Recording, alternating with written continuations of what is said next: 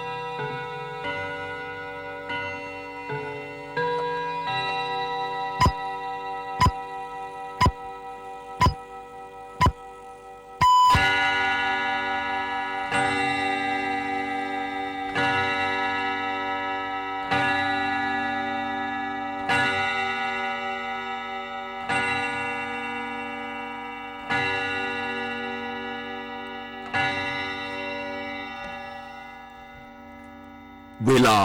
8 นาฬิกาประเทศไทยรวมเนื้อชาติไทยเป็นประชารัฐผ้าไทยของไทยทุกส่วนอยู่ดำรงคงไว้ได้ทั้งมวล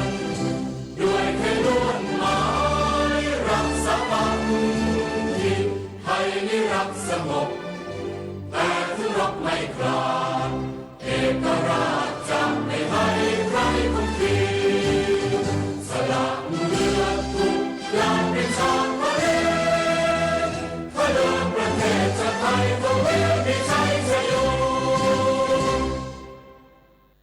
ประเทศชาติเผชิญวิกฤตช่วยกันคิดแก้ไขด้วยใจอาสา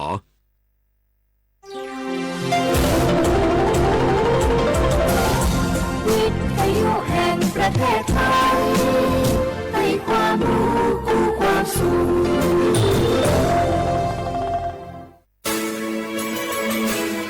สถานีวิทยุกระจายเสียงแห่งประเทศไทยจังหวัดเชียงใหม่ AM 1476 กิโลเฮิรตซ์สถานีวิทยุภาคภาษาชาติพันธุ์แห่งเดียวในประเทศไทยที่มีความทันสมัยเชื่อถือได้สร้างอัตลักษณ์กลุ่มชาติพันธุ์สู่สากล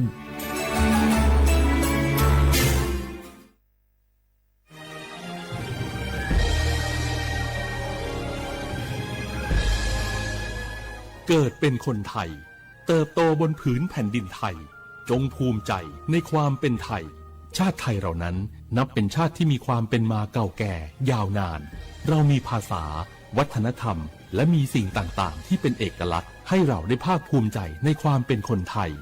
เราควรเห็นคุณค่าและมีความรักชาติหวงแหนแผ่นดินอันเป็นมรดกของบรรพชนร่วมภาคภูมิใจในความเป็นไทย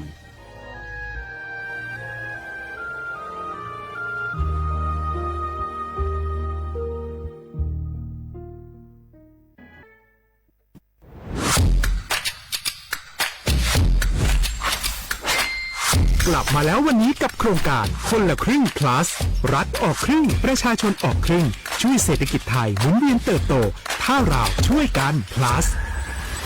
ต่อยอดให้เศรษฐกิจไทยเติบโตอย่างยั่งยืนด้วย5 plus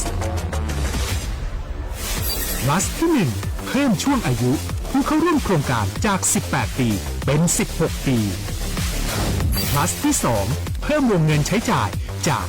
150 บาทเป็น200 บาทเพิ่มพลังซื้อของประชาชนเพื่อกระตุ้นการหมุนเวียนในระบบเศรษฐกิจฐานรากลดภาระค่าครองชีพ plus ที่3เพิ่มสิทธิพิเศษด้วยการดูแลผู้ที่อยู่ในระบบภาษีให้ได้รับสิทธิพิเศษมากขึ้นเพื่อสร้างแรงจูงใจให้ทุกคนร่วมอยู่ในระบบอย่างโปร่งใส plus ที่4เพิ่มโอกาสให้นิติบุคคลขนาดเล็กเข้าร่วมได้ให้ธุรกิจเติบโตเป็นกำลังสำคัญของเศรษฐกิจไทย plus ที่ 5 เพิ่มทักษะใหม่เพื่อพัฒนาให้ร้านค้านำความรู้ใหม่ๆมาช่วยเพิ่มยอดขายลดต้นทุนเรียนรู้เติบโตและปรับตัวไปกับเทคโนโลยีใหม่เพื่อสร้างเศรษฐกิจที่แข็งแกร่งจากคนละครึ่งสู่คนละครึ่ง plus ไม่ว่าจะสั่งข้าวคนละจานชาเขียวคนละแก้วขนมเค้กคนละชิ้นหรือหลายๆชิ้นก็ใช้ส่วนลดได้ทันทีสูงสุดวันละ200 บาทแถมใช้กับฟู้ดเดลิเวอรี่ก็ยังได้สำหรับประชาชนไทยอายุ 16 ปีเป็นต้นไปสมัครรับสิทธิ์ผ่านแอปพลิเคชันเป๋าตังวันที่ 20-26 ตุลาคม 2568 สำหรับร้านค้าที่สนใจร่วมโครงการสมัครได้ผ่านแอปถุงเงินวันที่ 15 ตุลาคมถึง 19 ธันวาคม 2568 แล้วเตรียมพร้อมรับลูกค้าจากทั่วประเทศเพราะนี่คือโครงการที่คนไทยทุกคนช่วยกัน plus เพื่อให้เศรษฐกิจไทยโตไปพร้อมกันโครงการคนละครึ่ง plus ดำเนินการภายใต้เป้าหมายที่ชัดเจนของรัฐบาลในความต้องการกระตุ้นเศรษฐกิจลดภาระค่าครองชีพให้ประชาชนและยกระดับศักยภาพผู้ประกอบการไทยให้พร้อมในยุคดิจิทัลโดยยังคงยึดหลักความโปร่งใสตรวจสอบได้และป้องกันการใช้สิทธิที่ผิดวัตถุประสงค์คนละครึ่ง plus เพิ่มพลังเศรษฐกิจไทยพร้อมโตไปด้วยกัน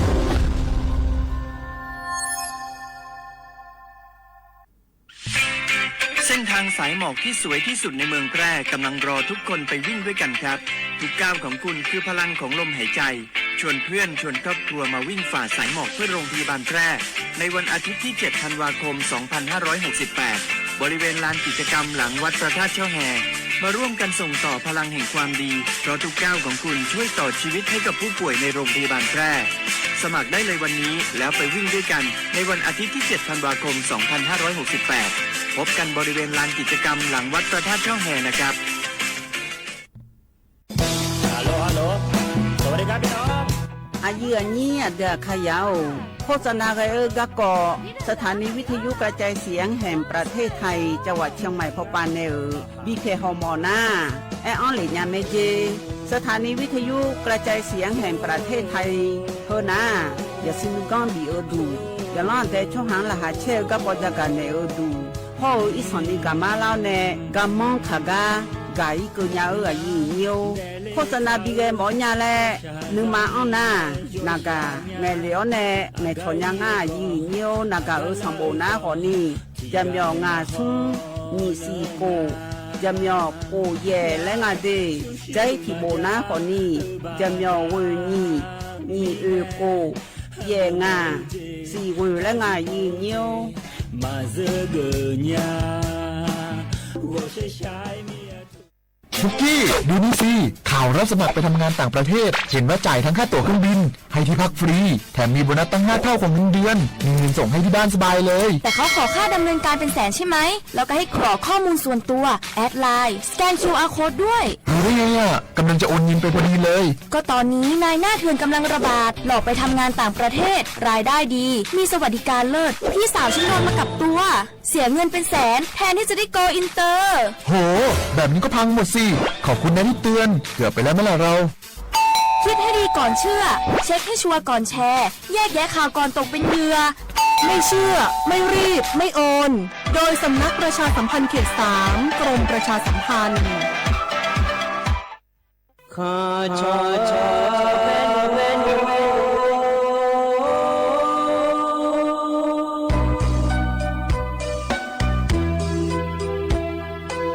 你照顾你我到我土呀卡布让你怎么来我到我朝呀卡布错怕马西早茶路那一个什么我那马西过来呀一个可努马西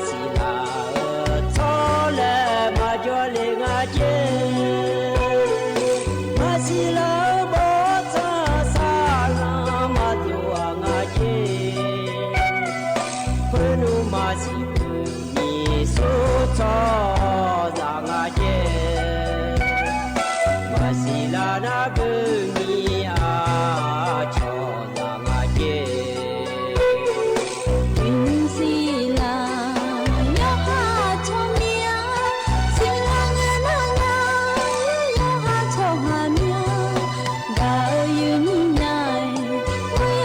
ချောမြသူလေယူညံသူမြိုင်မောလေချောချောလွယ်အာဒီဇာနီဒီဖို့မကြလေဆောမရညာဝဲဒီဒုမတာဇာညင်ချောကြောလေအာဒီကလောင်ရင်မြဲဒီနာရမောကြောနေတောင်းငယ်ချောတာမှာဟဲ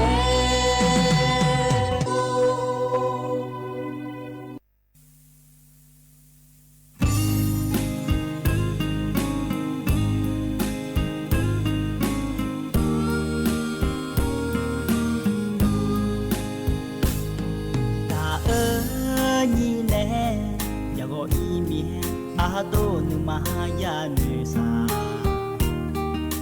喏巴达阿多呀女呀，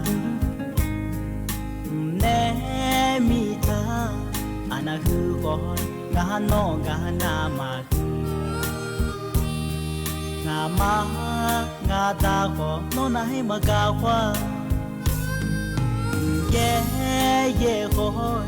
น่าจะจูคอยnhà bi ju ju ya nữ sa no ba ta ado ui mya u ti yu ko yu ma ma nge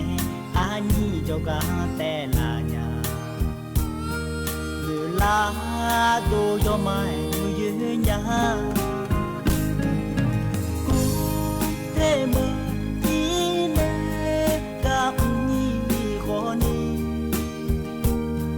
mà mô khó ở chỉ nhà mô mô lỗ phai chỉ nè cho con lỗ nừng mà che là nhà anh yêu na ma gạo chỉ cho lệ à đô nừng mà tư là nhà lệ sự lệ bồ la nghe à tô yo sa ya lệ la nhà anh nai ngam ye khoi à tô ni an ga ma byo nhà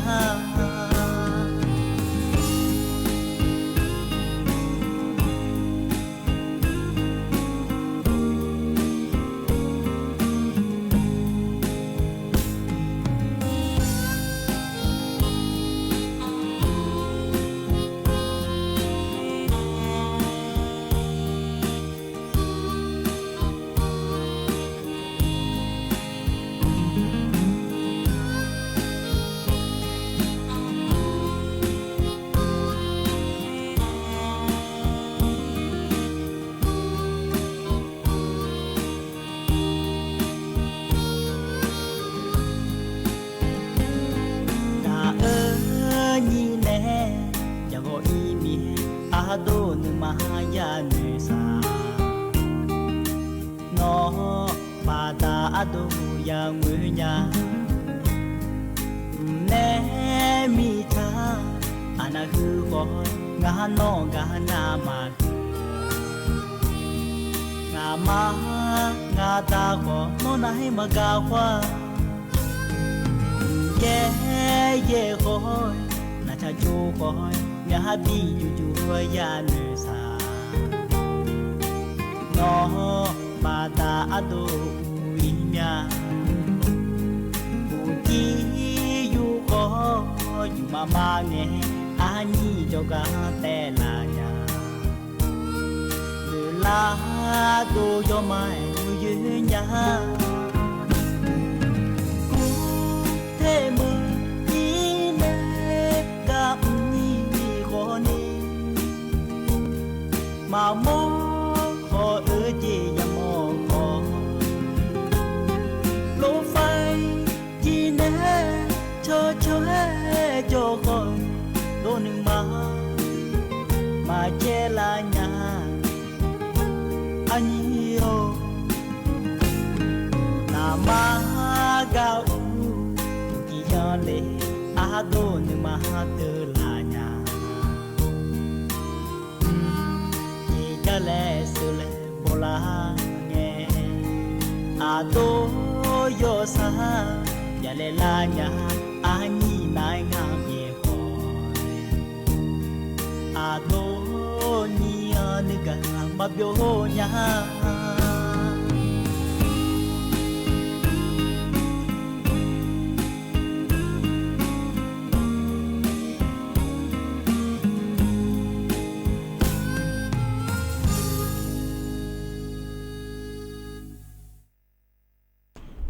สพไอ้นี่ว่านาลุเนอุตุธรรมะไอ้เนี่ยเดนิมสอก็ล้อไอ้เนี่ยอย่าสอนาลุทองเจ้าล้อไอ้นี่มีของใหญ่ว่านาลุเนพยาทองเจ้าเมียเดไอ้เนี่ยเดอุสพปะล้อไอ้เนี่ยเฮกาเมียโมดูเนไอ้นี่ว่านาลุเนทองเจ้าอายามนาลีเยลาเนกุยหลังก็นี่ล้อไอ้เนี่ยถึงเนล้องานเนอายุเชื่อมือในที่ขอรู้จนมาเดือก็มีโมดูล้อสวทเชียงใหม่เฮกันในเดียเยอะเดียนุ่มอายามหอนาขอนนาลีเยลาตาเชียงอาเพอและชาลางาเยยมยากาเราเยยมยานาขอนนี้เฮก็มัวก็ดูเลยและหัวเนี่ยเราเลยนี่ก็มดอมได้เยอะตัวขอนนี้จูดูรอเยเนียวแต่อินุ่มนะรอเยเนียวเฟซบุ๊กหมายจะเล่าเนี่ยไลฟ์สดแล้วคุยเธอจะเล่าแต่นะขอนเนี่ยยินเยี่ยมอย่างนะขอในเฟซบุ๊กไปเลยนะหาล่าขอจ้อเทมินเนี่ยเราเลยนี่เฟซบุ๊กพอเนี่ยเฟซบุ๊กไปเลยนะหาขอนี่โจดูรอเทียนาเฟซบุ๊กมาจาเดอเราผัวเราคุยใส่ยังเข้ามามือเดอนะขอเนี่ยเธอมาข้อไปเลยนะหาขอโจดูยินเยี่ยมก็ไปเลยนะหาขอเนี่ยฉันแทนเนี่ยนะหาเนี่ยไม่ดียินเยี่ยมดีน่าก็ถ่ายไม่ขอเราคุยแต่มาเงือเราเลยนี้มาข้อปลาขอเนี่ยแบบไม่ขอกับเกอีเฟซบุ๊กป่าก็ดูคนเนี่ยก็มีคนจ่อคนนี้แล้วเงี้ยสัญญาณอินเทอร์เน็ตและขั้วเทียนนะคนเนี่ยก็เกิดคนเนี่ยก็เกิดเยอะง่ายเดียเงี้ยเดียถึงไม่เนี่ยเงี้ยจนท่านเนี่ยนะหันจะแม่เงี้ยเฟซบุ๊กประเด็นนะหาลูนะรอกดไลค์กดแชร์เธอเดินไหนจะแม่เดียเงี้ยยิ้มโชว์อยู่วันนั้นรู้ว่าดูธรรมะเหรอก็เราอันไหนนะหาเราอันอย่างง่ายแล้วช่วยเช่นยาเดียเงี้ยเดียก็พอเราคุยนะเราง่ายยากเจนี่เราดูธรรมะอยู่วันนั้นรู้ว่าเรากดเชนเนี่ยเราเนี่กดเชนยาเดินนะเรากดเชนยาไม่เดินยิ้มสอดก็กดเชนเนี่ยเราหนีเช่นนี้อ่ะเราเนียวน่าจะติ๊กเกอร์หุ่มมาเบี้ยเราอับรามาข้อกดไลค์หุ่มมาด้วยเนี่ยเราก็ยังมีง่ายยิ้มสอดนะเราเลยนี่ก็เราหุ่มมาเดย์เนียวอยู่ตรงนั้นรู้เนี่ยรู้เราเนียวเฮก็พอก็ดูเรานี่เนี่ยถึงจู่เหรอนะคนนี้เธอเนี่ยเนียวแต่เช้าเลยบิดเบี้ยแล้วก็พอในบินอาหารแล้วแต่มาเงยเราเลยนี้รัฐบาลป่าก็กอมยินนี่ก็ต้องเชื่อก็กอมลอยย่างพาเกก็กอมแล้วก็พอในจักรอากาศได้ในบิสิบิกามาเดย์เนียเดย์อินนี่มาเดือไทยมีขอละคุยนะเราเนียเธอก็โครงการ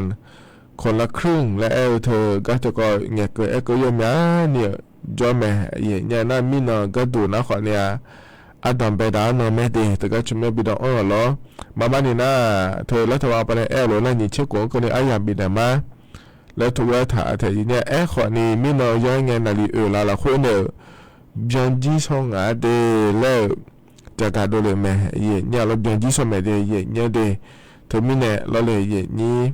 เฮก็ชมดอนตัญญาเดินนะขอนี่อายามก็แล้วนะขอนี่ยุ่มยาไม่เดเนี่ยเดก็เราคุยกันโลที่พอพระเจ้าก็อากาศปนในญาติเยอะนะแต่มาเงื้อล้อเยอะยมยาก็เลยทำถ่ายจามาล้อเลยเนี่ยขนมอายามให้กันยาวหลวงเนี่ยก็โดยเจ้าก็อากาศได้ในบิสิบิกามาเดนั่นแต่มาเงื้อแต่ช้าขอเนี่ยเพราะในปีหน้าหาดามาเนี่ยแบบเดียวเลยนะหาดาพายเดเนี่ยไม่ได้จะขอรอจดามาเนี่ยเราคือกันนะเนี่ยอันนอจแม่จักรตอนนี้มาเดเนี่ยเดนิมสอเฮกานี่เนี่ยทนจ่อล้อเดืออาคาอันนนะเนี่ยอินก็ดูนะอยากที่นฉลางเดเนี่ยเด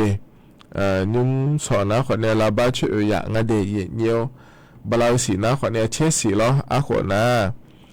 เซที่ขงเดเนี่ยไทยอันนะอินาวันอังคารนั่นแม่เนี่ยอันนะคนเนี่ยอันนี่เชติเราบลาสินะตุลาคมแล้วไงเดอะโหนะคนในนี่พังอายาโกชี้ใหญ่เดยเนียวเฮนะโคตัวละโตล้อเยนี่นะถอนเจอนิมสออายามละคุเดยเนียวเด งานก็แลมท้าตัวต่อหลวงเมจะการในมีนะโดยชาติยุ่งได้พันหาดามาดีเฮก็ยุ่งพันในปีนหาดาโดยชาเฮก็เฮยุ่งนะรอเยี่ยวงานในเลยจิมีเลชาโดยชางานดีที่ขอหลวงนะฮะเบียดามาเยี่ยว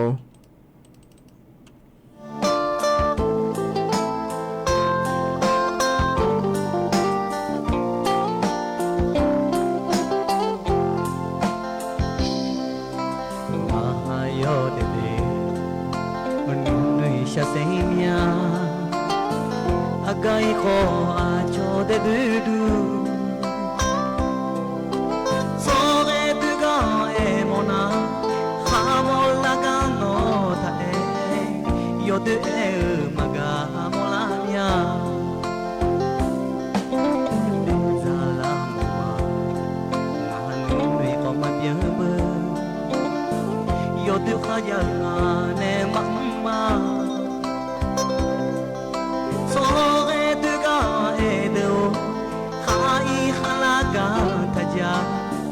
ယောဒုခါယငါနဲ့တကြီးများတဲ့သောဆုဒုရှာဇံငါလည်းငါတဲ့တူရှာငါလည်းယောဒုအဲနာလိုက်တူငါလည်းအဲတော့သောဟယောဒုအဲတော့မငိညာ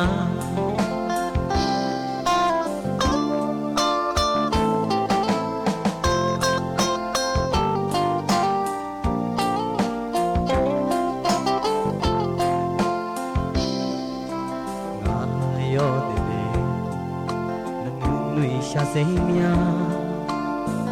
အကိုင်ခေါ်အားချောတဲ့တူစောရဲသူကအဲမနာဟာမောလာကနောတဲ့ယောတဲ့မကမောလာမြာတဲ့ဇာလာမမဟာနုနေကောမပြဘယောတဲ့ခါကြငါနဲ့မစောရဲသူကအဲဒိုခါဤခလာကတကြယောဒုခါယငါနဲ့တကြီးများတဲ့ဇာဆုမဒိုရှာဇံငါလည်းငါတဲ့တူရှာငါလည်းယောဒုအဲနာလိုက်တူငါလည်းအဲတော့သောဟယောတုအေတောမငိညာအဇောလေကူမောစညာလို့ရှာဇောဒူအတေတူဟာလိုစေပုမောနေငါအကူလန်လေဘောလောနွာကဟူယောတုအေတောမငိညာ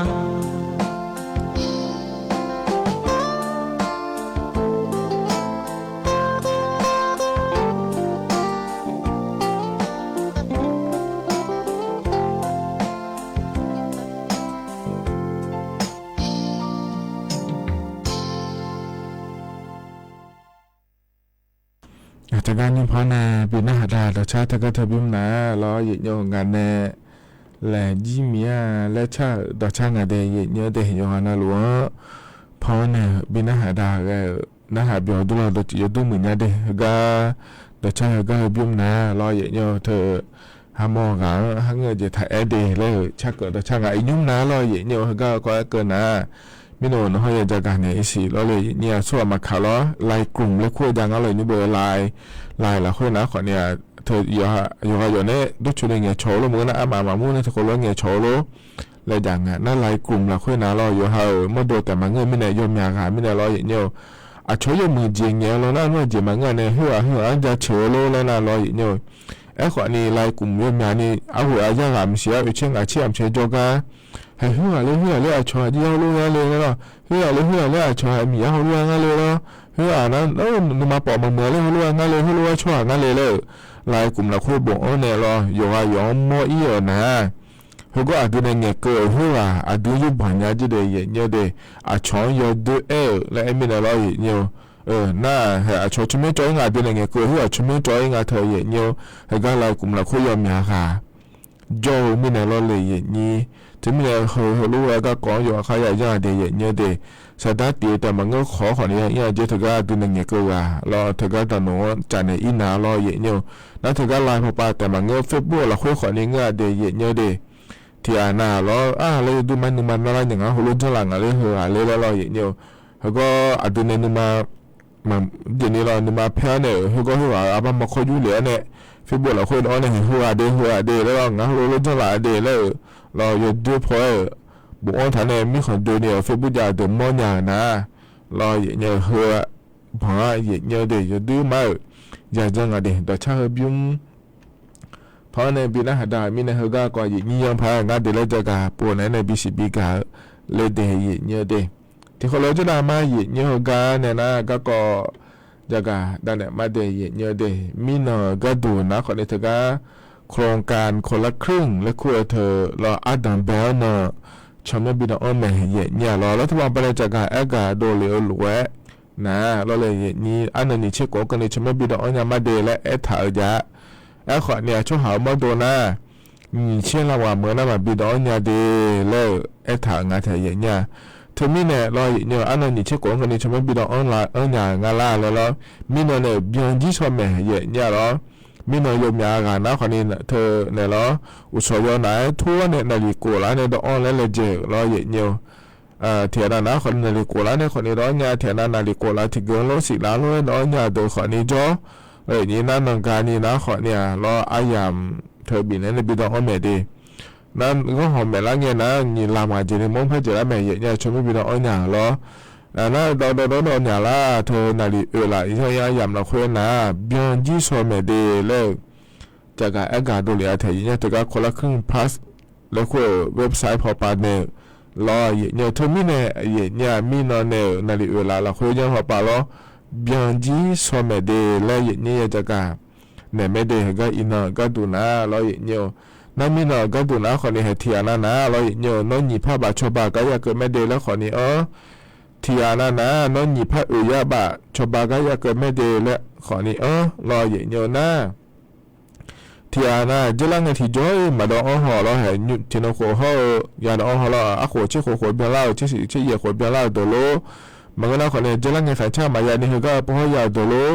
แล้วรอเยี่ยวเธอก็ดอเดินนะขอเนี่ยเยี่ยวดออาจีนะรอถ่ายสมบัติบทโดหลังง่ายเยี่ยวรอกำลังรอผลการลงทะเบียนและคู่โดหลังเดียวเธอก็ถ่ายสมบัติเนี่ยรอเยี่ยวกำลังรอผลการลงทะเบียนและโดหลังเดียวที่ไม่ได้เธอก็เดินนะรอเยี่ยวเธอยินดีสมนึกกันเนี่ยดองอาจีเดียเยี่ยวเดียรัฐบาลป่าจะไม่ชดเชยเขาอีกอ่ะคือ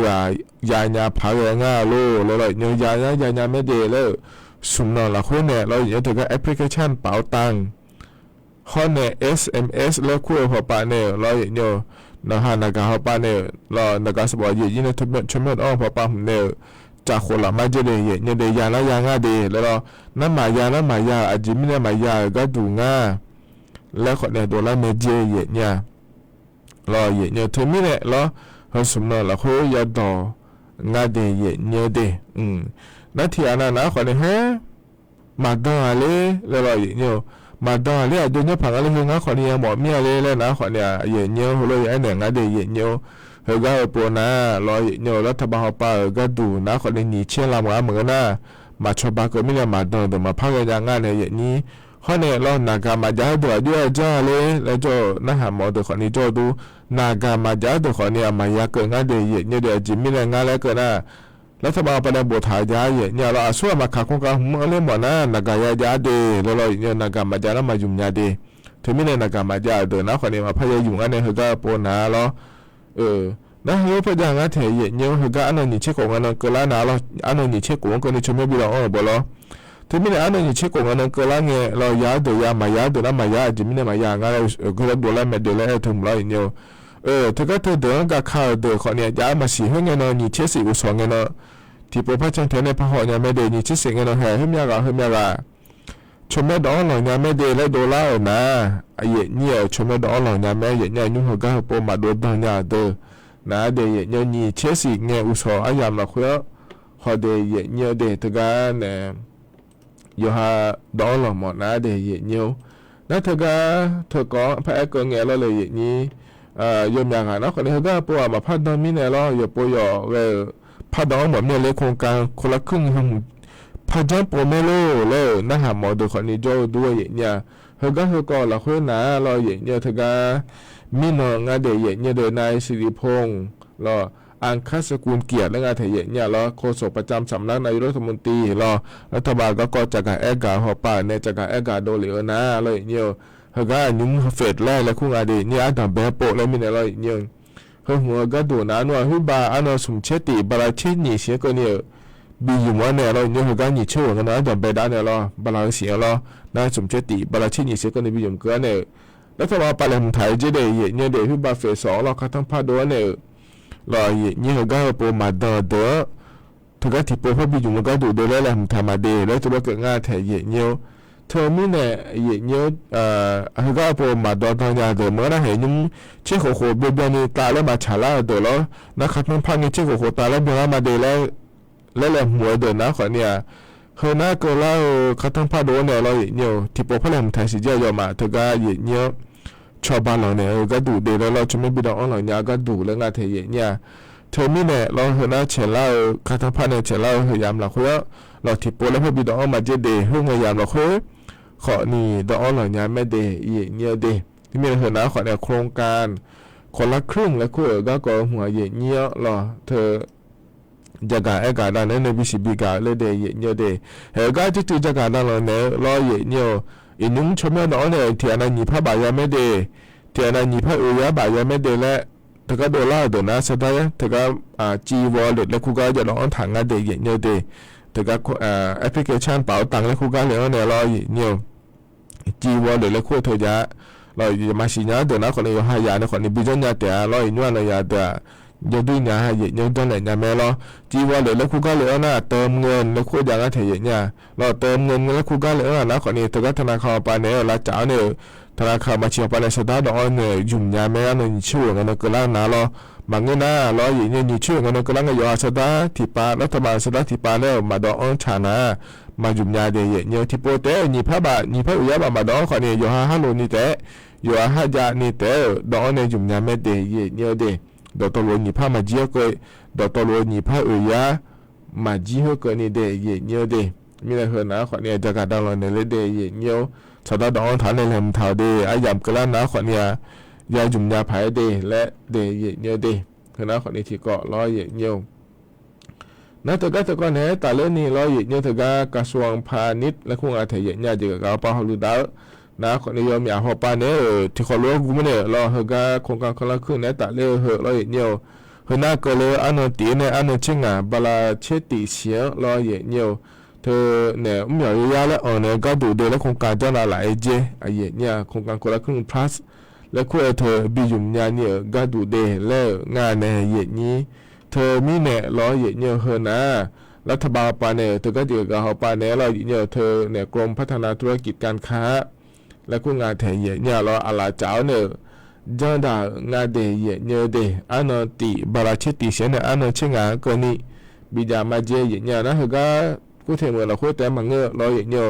ไทยมีคนเดินเนี่ยจะด่ามาเจเนี่ยอยู่กันนะรู้เยอะเนี่ยเยอะเลยเยอะเนี่ยภายเดแล้วงานเทียเนี่ยก็ยาก็ดูงานเลย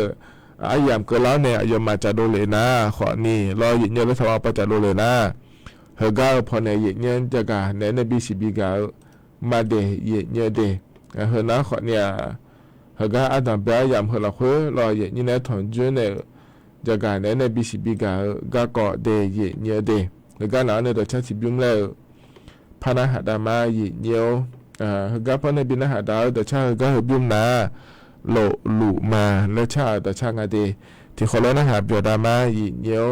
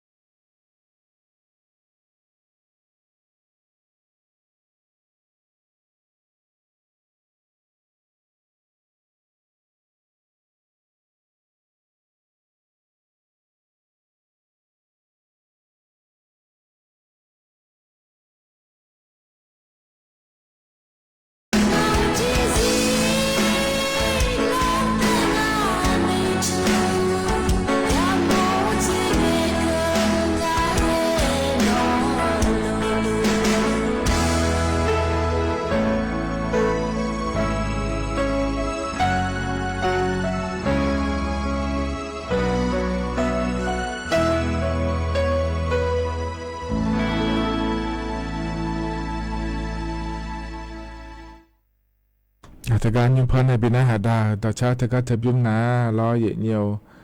โหลลุมาแล้วชาต่อช่างเดยเนียวเดยอนาหลวงพันในปีหน้าหาดาก็จะน่าหาเบียวดูล้อเยเนียวอินุ่ง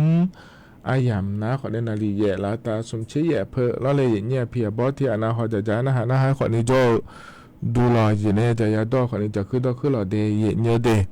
จะรอเจเกินนะขอเล่นมิโนหัวนอเธอก็พิเศษกาเลยล้อเนียวโกนังกันจะนั่งเนี่ยล้อหูยมยาเจอย่างนี้เธอก็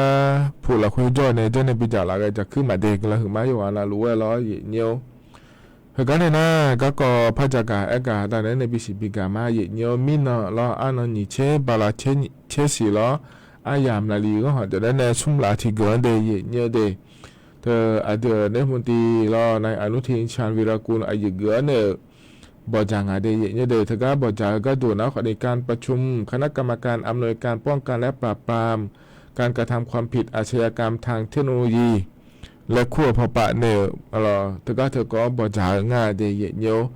ยุ่งบกุขายสื่อแล้วเราออนไลน์ไปแล้วก็หมายยมยาจิโดแล้วอย่างเนี่ยอย่างนี้เธอไม่ได้เราเดี๋ยวเจ้าเนี่ยก็เราคุยเราดาชาบานยาผ่านง่ายเลยบอจางเนี่ยเราน่าเธอก็อย่าบอกจะเราคุยนะคนนี้ยุ่งมาเยอะเยอะเธอการปัญหาอาชญากรรมออนไลน์และคู่งานแถวเนี่ยเราออนไลน์ไปไหนเนี่ยไม่ใช่ซื้อร้านเนี่ยเราจอเล่าโลหัวจ่าเล่าเมียจ่าเล่าโลเราสตาร์ยูโดโลเลยเนี่ยจีจังงานแถวเนี่ยเราถึงไม่ได้เธอก็เราคุยจนเนี่ยเดือดถ่ายช่วงหางชาวบ้านเนี่ยผังอ่ะฮอลลีเดย์เนี่ยผังอ่ะเลยอย่าบอกจะเราเนี่ยคนในแต่มันเงาเรายุ่งดอกที่ดอกยอดดูมาอยากการที่มันก็โดนนะคนนี้สแกมเมอร์และคู่งานแถวเนี่ยเราสแกมเมอร์ก็ก่อนมาบ้านนี้นะอยู่สื่อมันง่ายแต่เนี่ยเดย์ยอดดูเมียเนี่ยจะละแม่เนี่ยเราถึงการสแกมเมอร์และคู่เธอเดย์นักสแกมเมอร์และคู่เธอนะขอเนี่ยจริงอะไรและยุ่งอะไรอย่างนี้เนี่ยเธอนะขอนี่เนี่ยเดี๋ยวมันซื้อในชัวร์ก็บิมเยอะเดย์เนี่ยเดย์นั่นก็บิมอีน่าละเราเนี่ยเล่นเนี่ยเทถาเนี่ยเราเหวเขาเนี่ยยอมมาในเราบิมเมื่อมันนะคนนี้เดียวโลเสร็จเดียวโลแล้วคนนี้ดังงานเจเนี่ยเราสแกมเมอร์แล้วคู่งานแถวเนี่ยเราถ้าก็มูลนิธิกระจกเงาแล้วคู่ปานเนี่ยจะรู้เลยนะเราเนี่ยไอ้ยุ่งแต่มันเงินจะละเงี้ยเนี่ยเราเดือดถ่ายช่องหาเดย์เนี่ยเดย์ชนในมิสซิบิเซียเนี่ยก็บิมเยอะเราเนี่ยน่าจะช่วยในภาคกันนะคนนี้ไม่ใช่เสื้อแล้วคนมันเงินเราชินยากันเนี่ยเยอะเด็กคนนี้จ่อเนี่ยสุดท้ายที่โปรเตมเนี่ยนี่ยาหมอมีเนี่ยรู้เลยชนกันจังเลยเนี่ยเราเนี่ยเธอมีเนี่ยก็จะละเงี้ยเดือดถ่ายช่องหาเธอเดย์เนี่ยเดย์ชนเนี่ยหัวเรามิสซิบิเซียเนี่ยก็เยอะก็ดูโลเหมือนนะคนเนี่ยชนในมิสซิเนี่ยมาชิมาพังโลแก๊งคอนเซนเตอร์เธอก็เยอะโลเลยเราเนี่ยเอาหัวอายาหาในจงอาเจเนี่ยเหรอชีลาเดแต่เราเนี่ยน่าเชื่อหัวเชื่อหัวมาเบียงเล่เดขอนี่ยอมอย่างนี้จงอาเจเดเนี่ยเดที่อานาหัวเชื่อหัวเบียงละแต่จีเจเธอก็เธอเดินเนี่ยไม่ใช่บิเซเนี่ยเราตัวบิจังเดเนี่ยเดทีนี้เนี่ยอีนุ่งยอมอย่างมีคนเราคุยเลยเจียเนี่ยเราเธอเนี่ยสหรัฐอเมริกาแม่เฮ้ยก็จนน้องสาวป้าก็โดนแล้วขอเนี่ยเกาหลีใต้ว่าแม่เราเนี่ยอายุมาช่วงหาเฮ้ยก็ดัชนีก็นะขอในกัมพูชามีของมิสซิบิซิเหลือเนี่ยก็บิมเลนใส่เนี่ยเชี่ยเนี่ยที่มีเนี่ยเราเห็นก็อยู่ดูมาจากทางเกาหลีใต้ออกไปก็ดูนะเราเจ้าละเนี่ยเดี๋ยวนี้มุติออกไปก็ดูให้เนี่ยถึงกับประธานาธิบดีเกาหลีใต้ไปขอเนี่ยนักการไปเนี่ยชมแม่เนี่ยเราเดี๋ยวไทยมีของนะขอในกัมพูชามีของเนี่ยพัฒนาเนี่ยยมยาจียมยาก็ยังพายยังมีเนี่ยเราเนี่ยนั่นมีของสิเราคุยนะเราเลยนี่เธออายุมาในเอโดเหลือร้อยนาหรอกัมพูชามีของนาขวัญเนี่ยเธอก็ดูยังแบบนี้จนเนี่ยยดูมาย่องพายงาเดแล้วตัวเกิดงาเทียเนี่ยถึงมีเนี่ยหรอเธอก็ยิ่มีของยาขาไทยมีของเขาเนี่ยหรอเกาหลีใต้มีของยาขาเธออายุเยอะเนี่ยหรอมันได้แสดงผังอะไรทุกคนรู้จักเนี่ยแต่เกมเมอร์แล้วคู่ก็กอมหรออย่างนี้เธอก็เนี่ยยมยาจียมยาก็เราคุยมาเราเลยอย่างนี้ถึงมีเนี่ยเราเลยอย่างนี้มีเนาะนักคนในเฮก็ก่อนเราคือข้อนี้อย่าบอกจ่ายง่ายเดียอย่างนี้เดี๋ยวจะจะเดือดไทยมีของเฮแล้วเดือดไทยช่วงหาฮอลลีเดย์ผังง่ายเดือดไทยมีของฮอลลีเดย์ผังง่ายก็ต่อรู้เราคุยเดย์เลิกง่ายแถอย่างเนี้ยเราถึงมีเนี่ยก็เลยน่าไม่หัวปากก็ดูนักคนเนี่ย รัฐบาลป่าก็ดูหนาวเลยเนี่ยก็กอหัวโยหือก็กอแล้วเกือเนี่ยมุดามาเดแล้วตัวเกิดงานเทียเนี่ยเหรอมีในเหือหนาวขอได้มีเนาะถึงก็รัฐบาลป่าในยาปอจ่าหลวรอเย็นเนี่ยจะกะเอกะดานเนี่ยบีซีบีกะเลเดเย็นเนี่ยเดเพราะเนี่ยเรามีเนาะเดือนนี้มุติเนี่ยกับมัวเราอยู่แล้วพระจักรได้ในเนี่ยเย็นเนี่ยเหรอเจ้าละเงี้ยถึงก็กู้เทมือละคุยเหรอเธอดูของมาแล้วดูร่างกายเจแล้วเหรอเย็นเนี่ยยากาศแม่เหรอเลยเย็นนี้ถึงก็300,000นะคู่ป่ารอเย็นเนี่ยมีเนาะถึงก็เย็นเนี่ยว่าเดือนายกสมุทรก็ดูนะคนในอุจิปานาลีเชลังเดยเนี่ยเดถ้าก็ถนน300,000แล้วกูก็อีเนี่ยก็พอปากาบีก็ดูคนในเงื้อน่าก็เกิดสักเกิดก็ดูงานเล็กทันทีเยอะคนในเงื้องานเดยเนี่ยเดนั่นถ้าก็เธอเดินเราคุยด่าเราดูขอมาถ้าก็ดูเล่าหลัวเลยนี่ลงด่านหลัวก็ดูเราลงพัก300,000แล้วคู่เธอคนนี้เปียเจงเจเนี่ยดูขอเธอดูขอมาเธอมัวก็เดินเลี้ยวไม่ได้เราเลยนี่ที่มีเธอก็คนนี้เงี้ยเกิดงานเดยเนี่ยเดน่าเราเย็นเนี่ยถ้าก็มีองค์พอปาเดินอยู่น่ารู้ว่ายาบีเนี่ยง่าเย็นเนี่ยเราน่าก็ข้อมาเย็นนี้ก็จะหมายถึงว่ายุ่งยากแล้วเนี่ยก็ดูขอเนี่ยเขาข้อมาเมื่อเดือนแล้วขอเนี่ยไอ้เนี่ยง่าเราเย็นเนี่ยไอ้ขอเนี่ยอาจจะเนี่ยเปล่าก็ดูง่าช่วงหาเนี่ยเปล่างาโลมีเขาเนี่ยเปล่างาโลอายุงาโลอายุเยอะทุลเปล่าก็ดูงาโลแล้วเขาก็นั้นว่ายอมตัวแม่เกินเดยเย็นเนี่ยเดมีในเหือนะขอเนี่ยมีในอยู่ถ้าก็อีเนี่ยเราก็จอก็มาก็ขอหอยงาเดย์และเย็นเนี่ยจะการในบีซีบีการเลยเดย์เย็นเนี่ยเดย์เพราะในสุดท้ายก็ก่อนนะเราเย็นเนี่ยให้เย็นนี้เพเซอร์ย้อนถอดตัวแม่หยุดเดียวก็ดูขอนี้เราเย็นเนี่ยเธอเนี่ยอันนั้นนี่เช่เราเย็นเนี่ยมีเนาะเนี่ยฮึบอันนั้นนี่เช่ว่าบาลาเฮเสียงนะเดย์เย็นเนี่ยเดย์ถึงกับเทศกาลกินเจและขั้วอายามะชาลาแม่เย็นเนี่ยเหรอถือศีลกินเจและขั้วเทียเนี่ย他到这那可能好吃牛了，实际嘛家牛，好包牛嘛得家个都得安那来吃那个太爷伢了，后那可能慢慢的拿了个了，这个都得来买爷伢了，所以就养嘛些些嘛家牛来了爷伢，他们呢有苗哈那可能。他个他人养了会拿了，实际嘛家牛了嘞，你实际可能有接到路的爷伢的，他呢。ayah mana anyo hanga je doktor lo ya ji hanga je doktor nga sa hanga je to ne lo si sa ji ja ne de de lo ye nyo ho de ma ja ni ho pa nyu to de ja je de ye nyo de na ti ana na kho ne to se phu hu ma kho ma ja sa i sa ni he de na lo le ye ni to mi ne ho nge no ho mya no la kho na a ye ni lo ye nyo to ne gu lo ho lo ja ga du kho ne ja nya me de ma ma ni na yo ha ma doในความมือแล้วพระยาแทเยเนี่ยเราใส่ยิ้วมาเจมาจ่าเจอเธอหนาเดเยเนี่ยเดถึงมีเนี่ยคือก็มีนอนเราคือเราเทศกาลถือศีลกินเจและคุยเธอยังง่าเดแล้วเยนี้เจ้าหมอเดินนะเจ้ายาผายแล้วยุ่งแล้วจากการเนี่ยบิสิบิกาเลเดเยเนี่ยเดเฮ้ยน่าจะต่อหลวงกันอย่างนี้นะถอนจุอายามเพื่อเราคุยแล้วจากการเนี่ยบิสิบิกาเยเนี่ย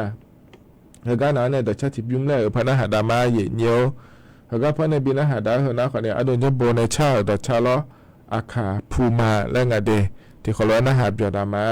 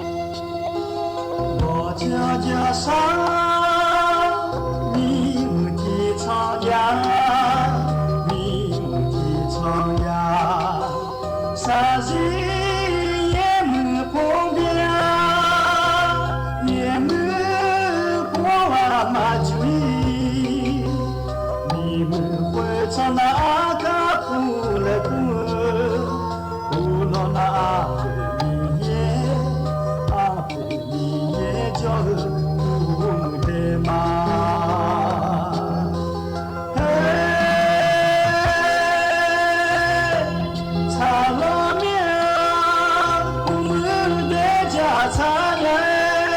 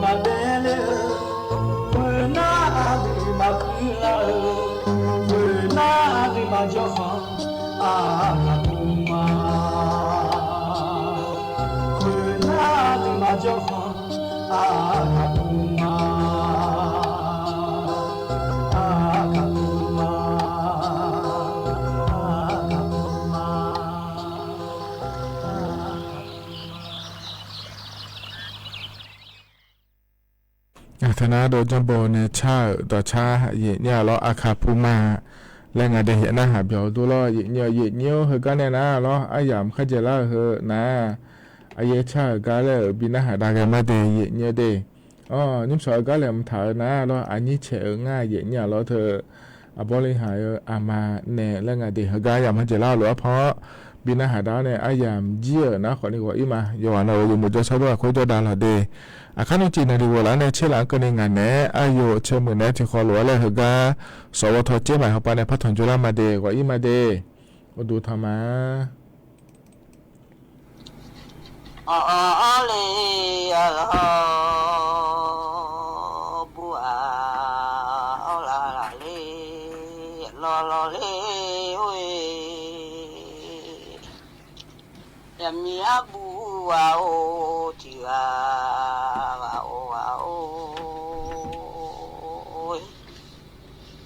ยาเฮ้อตีเลยเฮ้อน้องเฮบ้านน่ะยาหล่อ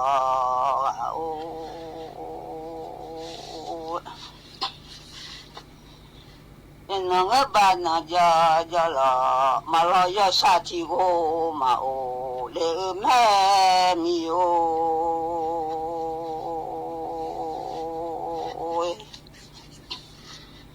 บังเชลยาลายาเลโอเดบังเชลยาลายเลอานาสมโปกูโหชลาสมโปลาเลสายนับอามามีอาบูอาโอที่อาโอ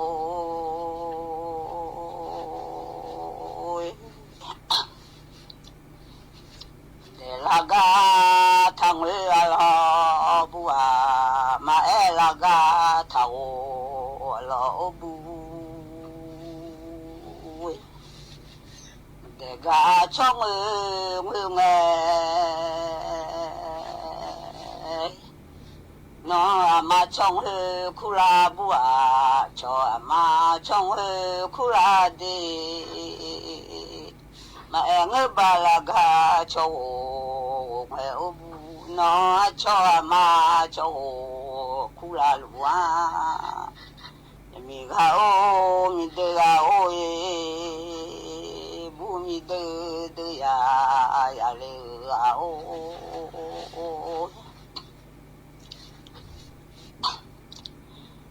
yêu ba la nghe yêu nghe ma mi o yêu khale na te nya hale yêu khale lo mi sa phe yêu ne nya obu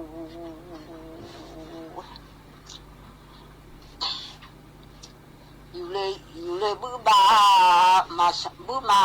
ma sa mi o pa si mama sang khole ba si mama sang le me o de dum le bu ma za ma sa mya pa si bu ma aga ma sa de ma che ba ne ano ma lo ma che ba ne o de khole che bu ba ho da ma sa obu no da sa ma nya e da lo sa ma nya le mi o oi yu le che bu ba ho da ma sa si ne obu khole ya fu si khoda da yu khale ga mia na bo ni tha thu de ma yu bo ni tha thu ma ole sa bo ni tha ne alo bu yu le lo bo so yu he bu a du kha lo bo so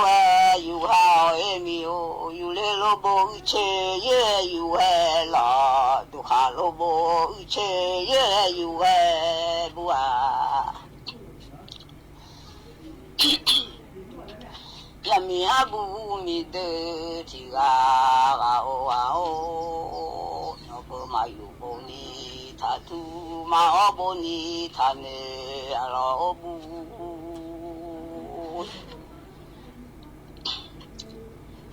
ma jang la tu ne ma mia o ja jang la tu ne ma de da lo che dong la ne ma o bu mi a bu a o ti a o le o e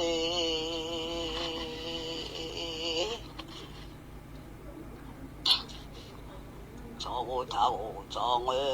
thang e la o bu cho wa ya lo to lai mi o chong le nga bang nga ki ko lam o bu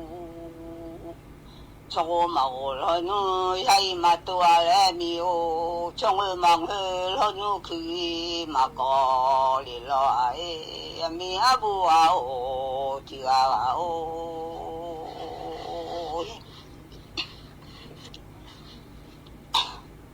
ma che ni a te la ai o de la da che ni a te ma lo la da che ni a te nge bu a ma ma te ma ma di la da ma te ma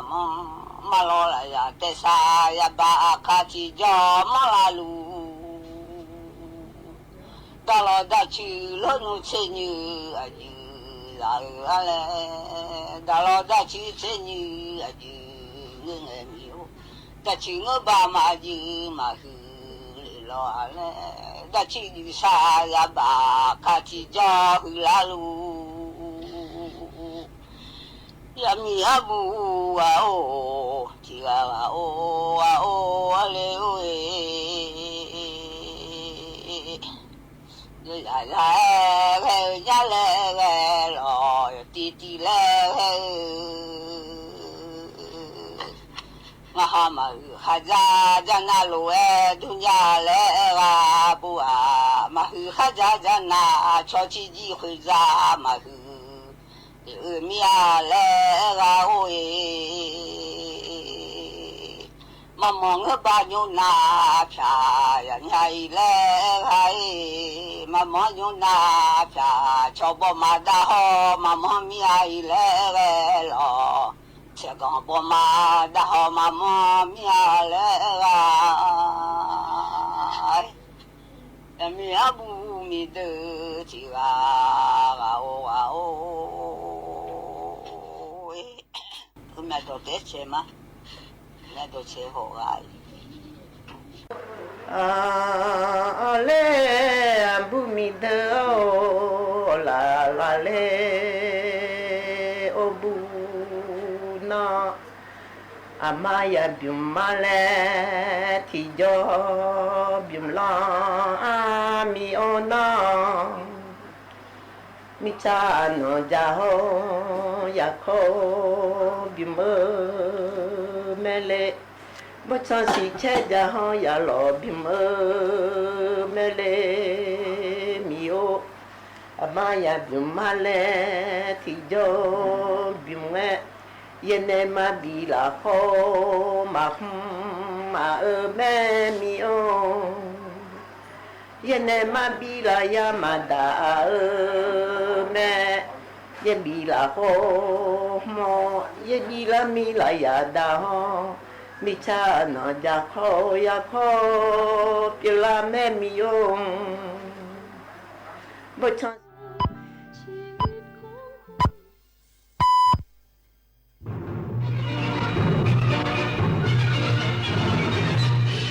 สถานีวิทยุกระจายเสียงแห่งประเทศไทยและเครือข่ายทั่วประเทศเสนอข่าวต้นชั่วโมง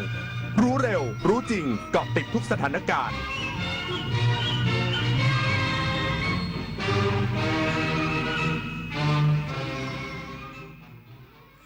รับฟังข่าวต้นชั่วโมง 9 นาฬิกากับคณิษฐายิ้มดีค่ะคลังจังหวัดประจวบคีรีขันธ์ขอให้ผู้ค้าอย่าทำผิดเงื่อนไขโครงการคนละครึ่ง plus อีกสักครู่กลับมาติดตามรายละเอียดค่ะตอนนี้ปัญหาบุหรี่ไฟฟ้าเข้าถึงง่ายมากและมีรูปแบบที่ดึงดูดใจเด็กๆโดยเฉพาะสารเสพติดเป็นภัยต่อชีวิตบุหรี่ไฟฟ้ามีสารพิษอันตรายต่อสมองที่กำลังพัฒนาของเด็กและเยาวชนอนาคตประเทศชาติจะพัฒนาอย่างมีคุณภาพร่วมปกป้องเด็กและเยาวชนจากบุหรี่ไฟฟ้าคนไทยไม่เอาบุหรี่ไฟฟ้าคนไทยไม่เอาบุหรี่ไฟฟ้าคนไทยไม่เอาบุหรี่ไฟฟ้าพระบาทสมเด็จพระเจ้าอยู่หัวทรงพระกรุณาโปรดเกล้าโปรดกระหม่อมพระราชทานผ้าพระกฐินตามที่กรมประชาสัมพันธ์ขอพระราชทานไปทอดถวายยังวัดพระสิงห์จังหวัดเชียงรายในวันเสาร์ที่ 25 ตุลาคมนี้เวลา 9:30 น.ขอเชิญพุทธศาสนิกชนร่วมงานทอดกฐินพระราชทานและร่วมทำบุญเพื่อถวายเป็นพระราชกุศลได้ที่บัญชีกฐินกรมประชาสัมพันธ์ธนาคารกรุงไทยเลขที่ 068-0060-154พระบาทสมเด็จพระเจ้าอยู่หัวทรงน้อมนำหลักธรรมอันประเสริฐกลั่นกรองเป็นหนังสือคู่มือชีวิตพร้อมภาพวาดฝีพระหัตถ์4 เล่มได้แก่หลักการชาวพุทธอริยสัจจภาวนาหลักปฏิบัติเพื่อความพ้นทุกข์และแนวทางปฏิบัติธรรมนาวาวังพระราชทานเป็นธรรมทานเพื่อทำนุบำรุงส่งเสริมพระพุทธศาสนาและเป็นเครื่องชี้ทางสว่างแห่งปัญญาให้แก่ประชาชนผู้ที่สนใจสามารถดาวน์โหลดอ่านได้ที่ธรรมนาวา .net